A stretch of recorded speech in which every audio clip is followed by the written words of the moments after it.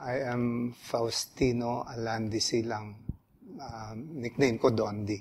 So, I've been the city mayor for 7 terms now. During that time, nung way back 1988 pa, nung nag-start ako maging mayor, and hindi pa na-approve yung Republic Act 7160, the new local government code. At that time, ay napaka-meager ng pondo ng local government. At that time din, nasa height ng insurgency ang Tayabas and Quezon Province. So, the best thing to do is to engage with the people. So, yun yung unang approach ko to really immerse myself sa mga far-flung barangay. Considering that time, medyo delikado at hindi easy way, like yung mga feeder road are really dirt road nung araw. Putik at batuhan. Talagang you have to walk or climb the mountain. With that, parang natural lang na nakita namin the need to protect the mountain. Hindi naman mahirap tanggapin ng mga constituents ko, kaya lang kailangang i-remind sila na we get our potable drinking water from the foot of the mountain.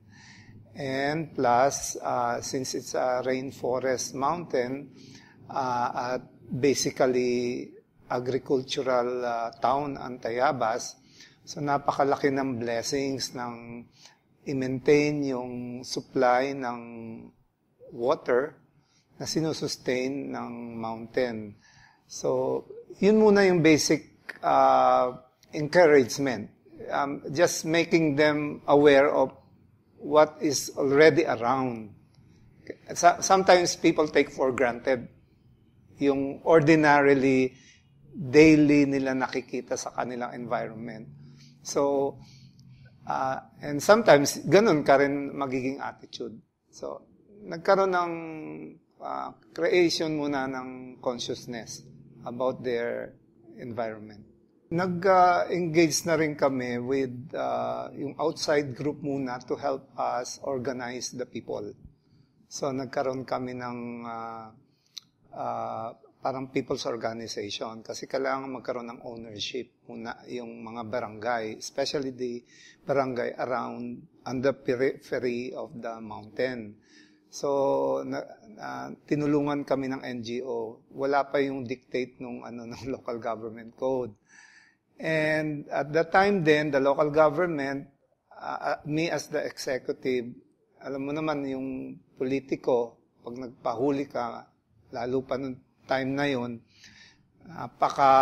parang political suicide din. Pero ang una ko nang pinatunayan at inaksyonan yung Carabao logging.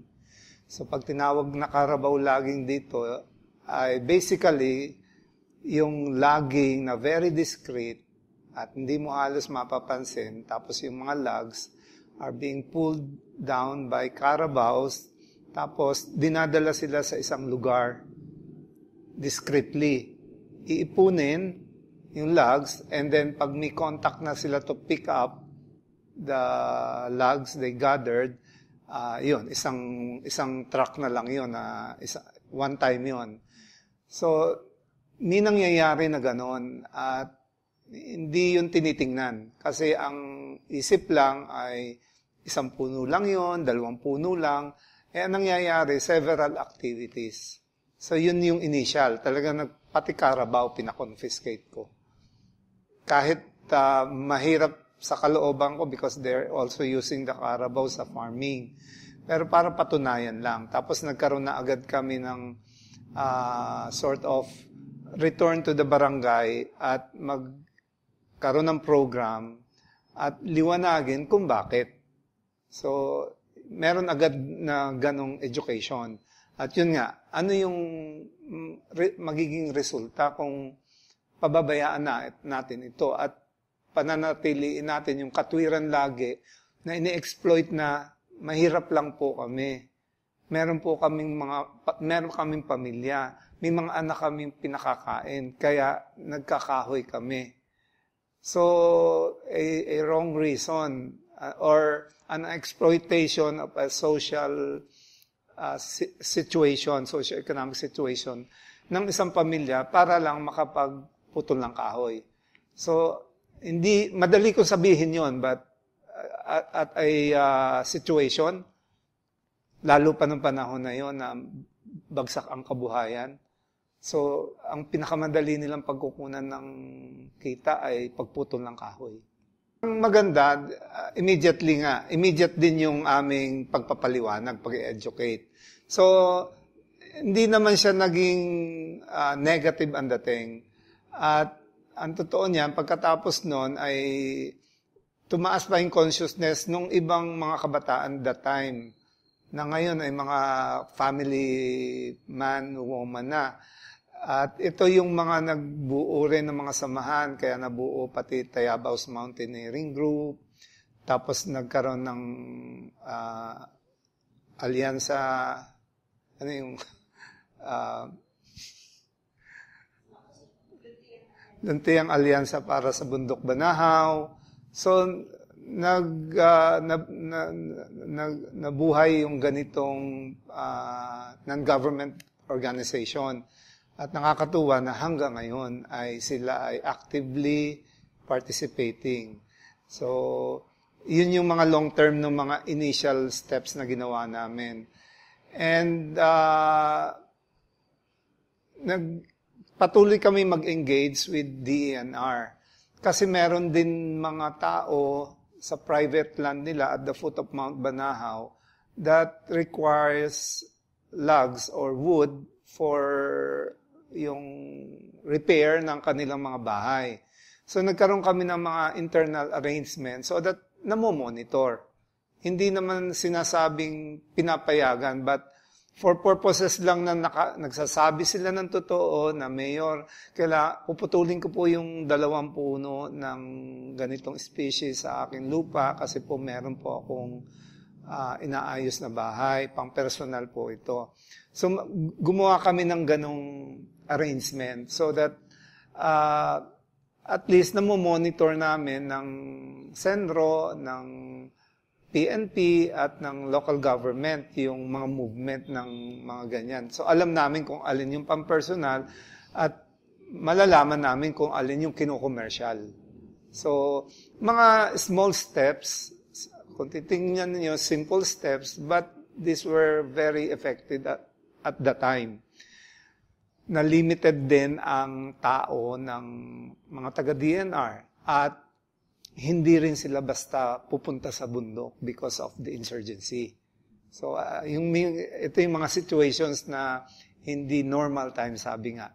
Pero na-approach namin sa paraan na nagkakaintindihan yung community. Napakahalaga ng teamwork. Lagi natin sinasabi niyan, teamwork. And importante na yung mga lahat na concern ay we work as a team, hindi yung kanya-kanya.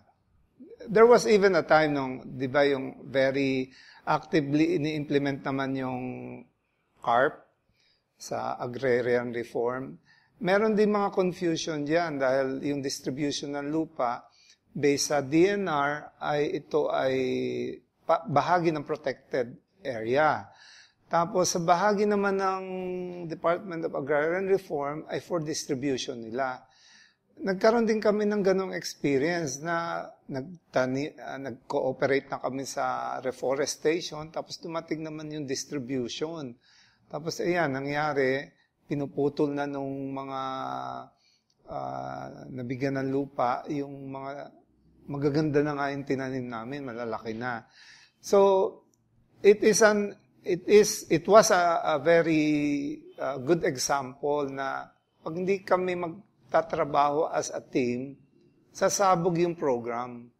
Kaya isa lang naman ang aim natin. At especially kung kagaya ng Mount Banahaw, Cristobal area, kailangan nag-uusap-usap kami. So, kaya mini-maintain ko rin yon. So, yung Tayabas ay nagiging venue din ng mga ganitong pag-uusap. Kung nag-uusap ang mga departments ng gobyerno, maniniwala yung iyong community. Kung kami-kami yung nagbabatuhan at nag-aaway, paano naman yung makukuha yung respect ng community at maniniwala sa leadership mo kung kayo mismo sa gobyerno, hindi kayo magkasundo. So, maraming ganyan nangyayari, di ba? Alam natin na turuan. Yun ang iniiwasan namin. Kaya, yung kakayanin on an internal arrangement na hindi mo naman sinasalungat ang batas na tuwiran, nag-uusap kami para lang ma-facilitate ng mahusay at yung ilang hindi naman nasaad sa batas na pangangailangan ng tao, ma-address din. Kagaya yung paggamit nila ng personal na mga kahoy at alam naman natin yon kung sila ay wala mga pambili ng gamit, nagre-resort sila sa mga resources available. Nag-mature siya na nag-mature kasi tested din kami ng mga iba pang situations na nangyari na natetreten yung Mount Banahaw. Even yung pagcha-charcoal, nag-establish talaga kami ng yung walang puso pero ang ibig sabihin hindi dahil lang sa isang pamilya magiging maluwag kami sa pagpapatigil ng pag-uuling nila. Nagsimula kami sa warning hanggang kailangan namin ipahuli para lang ipakita. Mahirap gawin sa isang mahirap na tao na maraming anak kasi yun yung case talaga. Pero ginawa namin at sabi nga leadership by example. Meron ding mga threats na yung illegal treasure hunting na talagang nilabanan namin. At doon namin napatunayan matured yung mga tao kasi namomobilize namin yung community nung hindi na namin makuha ang cooperation ng isang agency ng government who should be our partner in keeping the peace and order. Nagkaroon kasi ng mga ganun din. And matapang na yung mga tao dahil alam na nila yung karapatan at kanila ding responsibilidad at obligasyon. So, partnerships na siya. Hindi na siya basta implementation. Lumalim na siya. Naging mature na siya. At na-educate din namin yung pag-respect, kagaya ng PAMBI, ay nagpa-participate ang mga barangay captain doon at nalalaman na rin nila kung alin yung dapat ipagpaalam, ihingi ng permiso, dalhin sa isang venue ng pag-uusap ng PAMBI ang mga bagay na naaayon sa paggamit o pagpasok sa bundok. So, ganun na tumaas yung maturity ng mga taga rito. Ano lang kami talagang dedicated lang. Bonus, it was a bonus. It was good to know that somebody out there recognizes. Pero, ang totoo nun, wala kaming ganun sa katawan. Wala din kaming ganun na iniisip.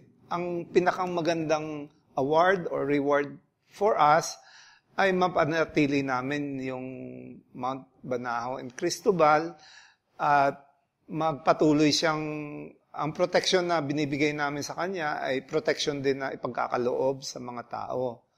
At ang pagsusustain ng conservation or preservation ng environment ay pagsusustain din ng kabuhayan. So, maliwanag yun. Kaya, pinagmamalaki namin yon, yung award na yon. Pero more than that, hindi kami tumigil doon. Patuloy lang kami. Parang normal lang. Walang sasabihin effort na ay gagawin natin ito because baka mabigyan ulitan ng recognition. Wala kaming gano'n na conscious mind. Ang conscious mind namin is really yung dedication and passion to preserve and conserve the environment. Since I've been the chief executive, naging mayor ako since 88 to 98. And then 2001 to 2004. And then 2007, this is my last term. Ang napansin ko talaga, with all the best efforts and cooperation and coordination ng various partners, government agencies and non-government, ay kailangan yung mga mas magaganda pang responsive local ordinance to enhance and to i-sustain pa yung medyo gray area doon sa kagaya ng yung Republic Act na Mount Banahaw Cristobal Protected Landscape. Siyempre, hindi naman perfect yung law. May mga bahagi doon na kailangang sustentuhan ng isang local ordinance. At kaya nga, naisip ko rin na total, nag-dedicate din ako ng sarili ko, personally and officially, itatry ko pumasok dun sa legislative body as vice mayor para makapag-initiate naman ng makapag-craft ng mga ordinances na magsusustain pa rin ito, mga gawain ito. Sayang kasi, pag hindi mo na institutionalize ito through mga local ordinances, baka after our generation, mag-die down din yung enthusiasm at yung nakita namin na conflict sa implementation hindi siya na a-iron out, di dapat pumasok din yung local doon. So, yun yung vision ko right now. And hopefully, makarating din ako doon at para makatugon dun sa pag nag-uusap-usap kaming magkakapartner, even sa PAMBI, sa DNR, dun sa mga tanggol kalikasan namin, yung mga people's organization, may nakikita kasi kaming vacuum dun sa batas na pwedeng tugunan ng isang local ordinance. At dapat maliwanag din na pag gumawa ng local ordinance ay katugon ang pondo. Yun kasi lagi ang nakakalimutan sa paggawa ng batas. Ginawa yung batas pero hindi sinangkapan ang pondo. So, paano mo gagawin kagaya? Oo, nandyan yung mga agencies ng gobyerno pero may mga program kasi yan na very specific na dun sa trust ng kanilang mga agencies. Pero ito, merong parang special law, na kailangan tugunan din ng isa pang, na meron din pondo para sa pagpapaganap nito. So kung hindi napasama yun, o kaya ginagawa pa yun para dito sa Republic Act 9847, pwede naman ang local government mag-provide. At hindi pwede kasi naghihintayan. Baka it's too late for everybody pag ganun ang magiging attitude.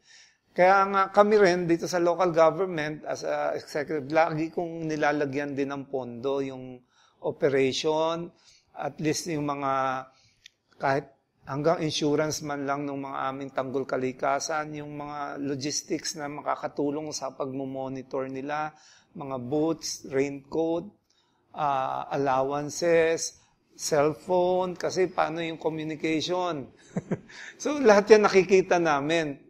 Nasimulan na namin yan, pero hindi pa siya, napapalagay lang ang pondo dahil me, being the mayor, nilalagay ko dun sa budget preparation, yung budget proposal, pero walang automatic appropriation. Paano kung hindi na ako yung mayor? Hindi na, ibig sabihin, wala nang pwede hindi ko tinatawaran yung kasunod na magiging mayor. But then, kung institutionalize ang pondo to support the program, sa local ordinance, automatic it will become a statutory law na dapat lagyan ng pondos kahit sa local budget. So, yun din yung aim ko para magtuloy-tuloy ito. Meron ng ordinance pero hindi pa yung pagpopondo. Nagiging bahagi lang ng appropriation ordinance but hindi siya institutionalized ng isang ordinance na minamandato na si local government na taon-taon ay maglalagay ng, say, at least a minimum amount of para sa mga i-identify kung saan dapat itutuon yung mga pondong yon. Marami na rin kaming ako na na-meet na mga grupo, mga NGOs or barangay level. Sa totoo lang, don't give up. Hanggat buhay ka na may magagawa ka, kahit sarili mong advocacy, kung naniniwala ka na totoo at tama, gawin mo. Hindi ka naman mag-iisa dyan. Naniniwala ko marami dyan naghihintay lang ng leadership ng isa o dalawang tao. So, baka kayo yung kailangan mag-lead. So, meron ng handang sumunod. Meron kasi mga tao na hindi ganon